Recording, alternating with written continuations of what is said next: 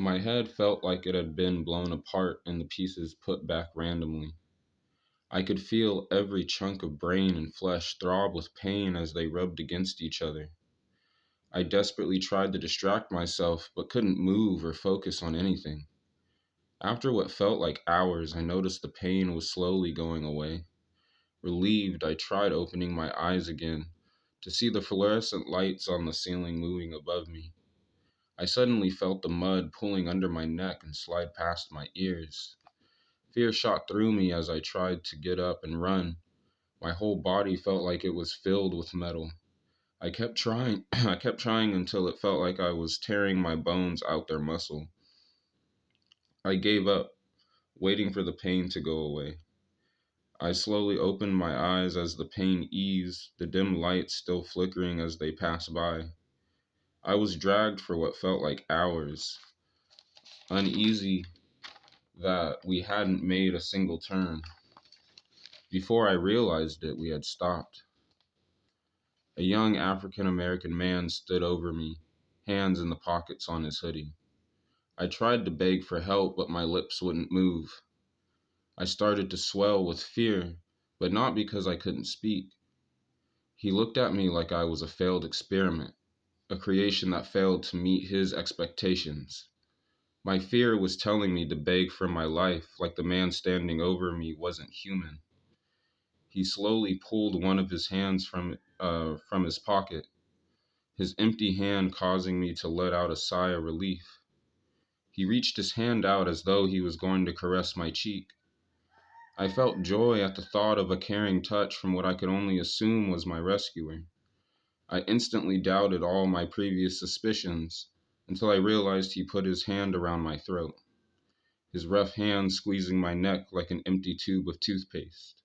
As my brain suffocated and my eyes felt so bulged out, I thought they were going to pop.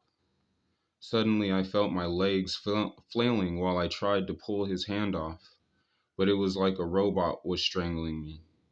Right before I passed out, he loosened his grip and brought his face closer to mine. Hypocrite. When he moved his face away, he seemed satisfied with himself. A smile on his face, he gripped my throat and pushed me into the mud as though it was water, his eyes changing color and the pupils into slits at the same time. I was plunged into total darkness, but I could still feel his hand around my throat. I started to thrash, not even realizing I could move again. Suddenly, his grip disappeared, and I realized I could move. I tried swimming, but it was like I was trying to swim in vegetable oil. Unable to continue holding my breath, I started swallowing the mud. I started to gag as I realized I wasn't drowning. I was drowning in blood.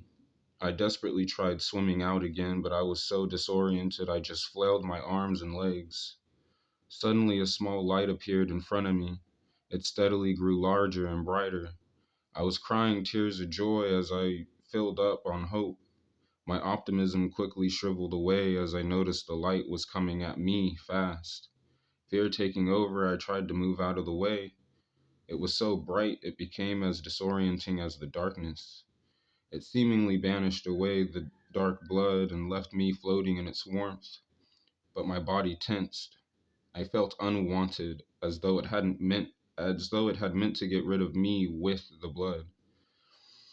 I started to feel heavy until it felt like I was sinking in beach sand. It started slowly, gradually going faster until it felt like I'd jumped off a building. The rush of air made my eyes burn until I couldn't keep them open. It felt like I was just going to continue picking up speed and my body locked in place. I began begging God to help me. Then I begged for him to have mercy on me. I was falling so fast I could feel my skin peeling off. This is bullshit. Fuck you. Fuck you. I couldn't control myself. I didn't know if I was cursing God or the man who put me here. I didn't care either way. Neither had any right to do this to me. I had a right to be angry.